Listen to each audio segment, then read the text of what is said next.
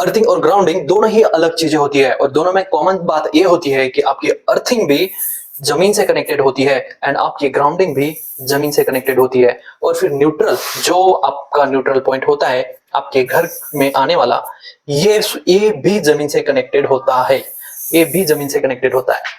As a science student आपको earthing और grounding के बीच का डिफरेंस तो पता होना ही चाहिए, बट इन तीनों का काम बिल्कुल सेम है, आते हुए करंट को रिटर्न जाने के लिए रास्ता देना। अब आप बोलोगे न्यूट्रल जमीन से कनेक्टेड कैसे है, तो देखो ये आपके घर के अंदर का स्विच बोर्ड है और ये दो वायर पावर सप्लाई से आपके घर तक पहुंच रही है। ये जो वायर है ये लाइव वायर है, okay, and this wire, this line is a neutral line. So ये आपका न्यूट्रल है, सो ये आपका न्यूट्रल पॉइंट है। सो ये न्यूट्रल किस तरह से अर्थ से कनेक्टेड है आप देखो, ये बिल्कुल इस तरह से ये ट्रांसफार्मर तक जाता है, ओके, एंड ट्रांसफार्मर का ये जो अर्थ से कनेक्टेड है ये बिल्कुल अर्थिंग ही है, ओके। बट इनमें डिफरेंस क्या है, तो फिर देखो हम न्यूट्रल को अर्थिंग की तरह यूज क्यों नहीं करते। आपकी कॉलोनी में सिर्फ आपका ही घर नहीं है, बहुत लोगों का घर है और बहुत सारे स्विच बोर्ड्स इस सप्लाई लाइन से कनेक्टेड होंगे। बहुत सारे घर है, बहुत सारे घर है, बहुत सारे घर है। इस पोल पर भी कुछ घरों के कनेक्शन है, इस पोल पर भी कुछ घरों के कनेक्शन है और ये पूरा का पूरा गांव कनेक्ट होता है, पूरी की पूरी कॉलोनी कनेक्ट होती है। आपको पता है करंट अगर आ रहा है तो वो रिटर्न जाएगा भी, ओके।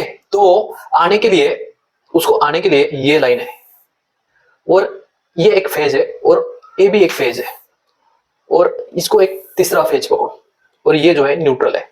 सो हर एक इंसान के घर में, हर एक इंसान के घर में करंट जा रहा है, ओके, करंट जा रहा है, स्विच बोर्ड में जा रहा है।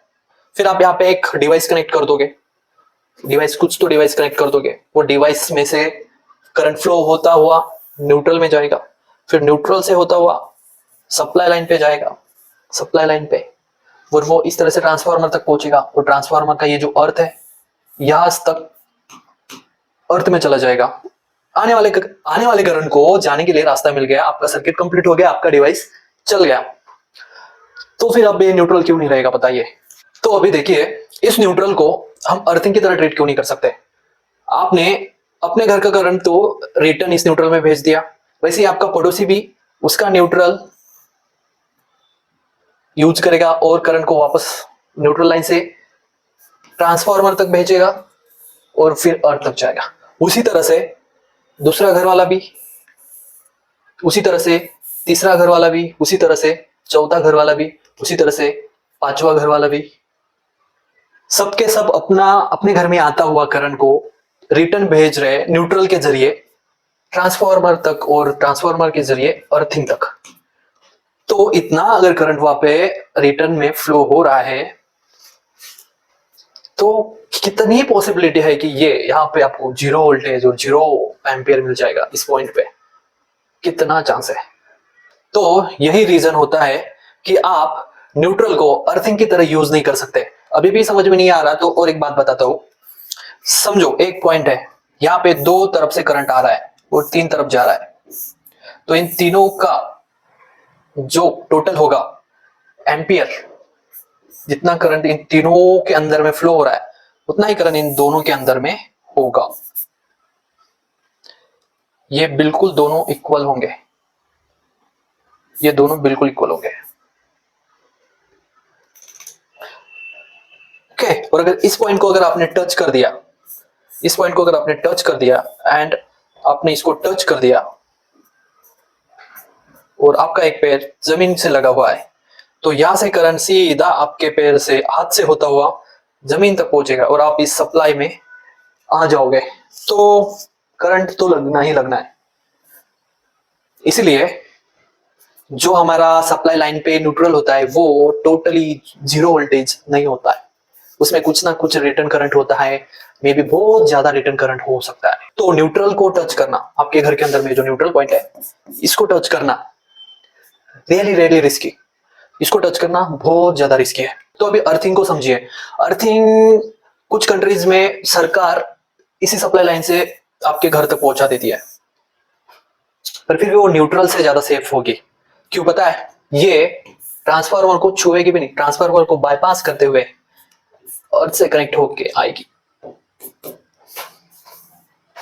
ये भी बताऊंगा कि आपका न्यूट्रल, आपका जो ये न्यूट्रल है, ये फिर क्यों ट्रांसफार्मर से कनेक्ट होता है, फिर ये ही क्यों ट्रांसफार्मर से कनेक्ट होता है, ये भी बताऊंगा। अभी आप बोलोगे तो फिर इधर से भी तो सारा करंट रिवर्स जाएगा, सारा करंट रिवर्स जाएगा। पॉसिबल है, अगर पूरी की पूरी पब्लिक इस लाइन पे इस सप्लाई पे काम कर रही है और उन लोगों ने अपने इक्विपमेंट्स को न्यूट्रल के बजाय अर्थिंग पर रिटर्न सेट कर रखा उन्होंने, वो सब के सब लोग अगर इस अर्थिंग को न्यूट्रल की तरह यूज कर रहे हैं ना, तो इस प्रशासन द्वारा प्रोवाइड की गई अर्थिंग का कोई मायना नहीं रह जाएगा, कोई मतलब नहीं रह जाएगा। ये भी न्यूट्रल की तरह बिहेव करने लग जाएगी। बट इसको सिर्फ फॉल्ट्स के लिए अर्थिंग की तरह ही यूज करो, ताकि 100 घर होंगे तो 100 के 100 घरों के अंदर में फॉल्टी डिवाइसेस नहीं होंगे, या फिर एक ही टाइम पे 4 फॉल्टी डिवाइसेस ऑन नहीं रहे होंगे। ये लाइन है, 100 घर है इस लाइन पे, तो 100 के 100 घरों में ऐसे फॉल्टी इक्विपमेंट्स नहीं होंगे, राइट? किसी 1-2 घर में फॉल्टी इक्विपमेंट्स होंगे, तो उतना करंट ये कैरी करेगी। और अगर हाथ कोई लगा भी दे तो वो बहुत कम होगा, बहुत कम होगा, उतना ज्यादा आपको अफेक्ट नहीं करेगा, क्योंकि ह्यूमन बॉडी का रेजिस्टेंस 500 ओम से लेके 1000 ओम तक होता है, और ये जो होता है ये सिर्फ 5 ओम तक होता है, ये सिर्फ 5 ओम तक होता है, सिर्फ 5 ओम तक होता है। अच्छी अर्थिंग का मैक्स 50 जाएगा, 50 ओम जाएगा, क्योंकि बहुत सारे घरों को कनेक्टेड है एंड सप्लाई लाइन लंबी है। ओके, बट आपकी बॉडी का मिनिमम जो 500 है उससे बहुत ही ज्यादा लेस है, बहुत ही ज्यादा लेस है। और करंट लेस की डायरेक्शन में ही बहेगा, तो करंट लेस की डायरेक्शन में ही बहेगा। और देखो, अगर आपको ये प्रशासन द्वारा प्रोवाइड की गई अर्थिंग को यूज करना नहीं है और खुद की अर्थिंग यूज करनी है, या खुद की घर पे अपनी खुद की अर्थिंग है आपकी, जो कि इंडिया में ज्यादातर सबकी अपनी ही घर पे अर्थिंग का जुगाड़ होता है। ये बिल्कुल मतलब ऐसा है, अपनी अर्थिंग, अपना राज, अपनी जिंदगी, अपनी लाइफ, अपनी सेफ्टी, कोई कुछ छेड़छाड़ी नहीं करेगा। इस पिक्चर से आप इजीली समझ सकते हो कि किस तरह से अर्थिंग इंसानी जान को बचा लेती है। यहाँ पे 2 केसेस है, ये एक केस है जहाँ पे अर्थिंग बिल्कुल भी यूज करी गई नहीं है, और ये वाली सेकंड केस है जहाँ पे अर्थिंग यूज करी गई है। सो आप देख सकते हो ये इलेक्ट्रिक इक्विपमेंट है, यहाँ पे जिस इलेक्ट्रिक इक्विपमेंट को अर्थिंग से कनेक्ट कर दिया गया है, एंड यहाँ पे जहाँ पे अर्थिंग नहीं है, ये इलेक्ट्रिक इक्विपमेंट को अर्थिंग से कहीं भी कनेक्टेड आप नहीं देखोगे। और ये बंदा आके इस फॉल्टी इलेक्ट्रिक इक्विपमेंट को हाथ लगा देता है, और यहाँ पे भी ये बंदा आके इस फॉल्टी इलेक्ट्रिक इक्विपमेंट को आके हाथ लगा देता है। सो फॉल्टी करंट रास्ता ढूंढ रहा है रिटर्न जाने का, फॉल्टी करंट है इस डिवाइस में जिसको जाना है, कहीं तो फ्लो होना है, क्योंकि पोटेंशियल है, जाना ही जाना है कहीं ना कहीं। सो रास्ता कुछ मिला ही नहीं, इंसानी बॉडी को यूज करते हुए जमीन तक पहुंच जाएगा। इंसान को एज अर्थिंग यूज कर लेगा ये, पर उसमें इंसान का क्या होगा? वो सिर्फ अर्थिंग वायर बन के रह जाएगा। और यहाँ पे ऑलरेडी अर्थिंग है, करंट का वोल्टेज हो, पोटेंशियल हो, कितना भी, उसके लिए रिटर्न रास्ता है यहाँ पे। वो इंसानी बॉडी जैसी टेढ़ा रास्ता कभी चूज नहीं करेगा। ये इंसानी बॉडी के थ्रू अगर करंट रिटर्न जाने की सोचेगा तो उसको मिनिमम 500 ओम पार करना पड़ेगा। 500 ओम नॉर्मली होगा भी नहीं। 500 ओम इंसानी बॉडी का जो रेजिस्टेंस होता है ड्राई बॉडी का, वो 1 लाख ओम तक होता है, एंड अर्थिंग का रेजिस्टेंस सिर्फ और सिर्फ 5 ओम तक होता है। सो 5 ओम का रास्ता उसको कम रेजिस्टिव लगेगा कंपेयर टू 1 लाख ओम का रास्ता। हाँ, और एक फैक्ट की बात, अगर आपको कहीं पे कट लगा हुआ है, जहाँ पे अगर जख्म बनी हुई है, तो वहां से इलेक्ट्रिसिटी या करंट को बहने के लिए और कम रेजिस्टेंस लगता है, बहुत कम रेजिस्टेंस लगता है। और अगर बॉडी में कट लगा हुआ हो तो वो शायद 50 ओम के नियर अबाउट ही रेजिस्टेंस होगा।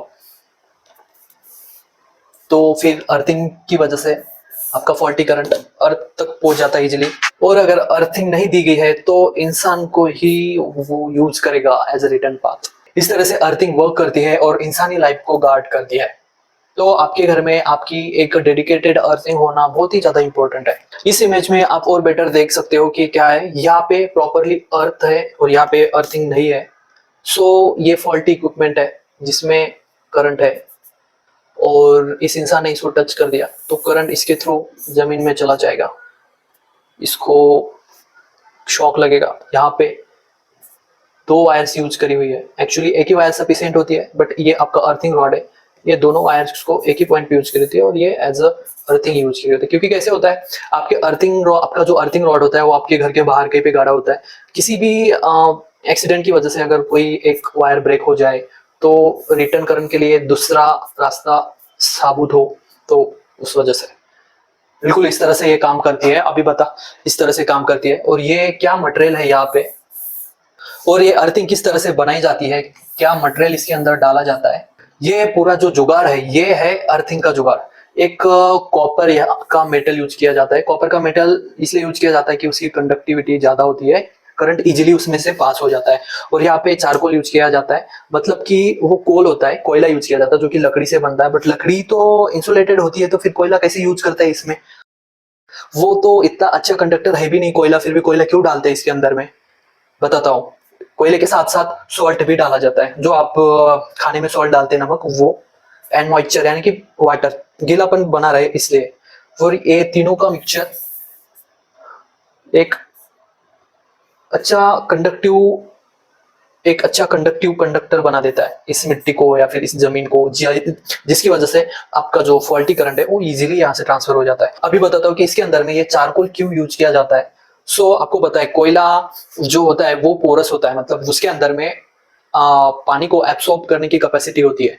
और जो सॉल्ट होता है वो अगर आप पानी में डालते हो तो एक कंडक्टिव लिक्विड को बना देता है, उसके अंदर में negative ions and positive ions आ जाते हैं।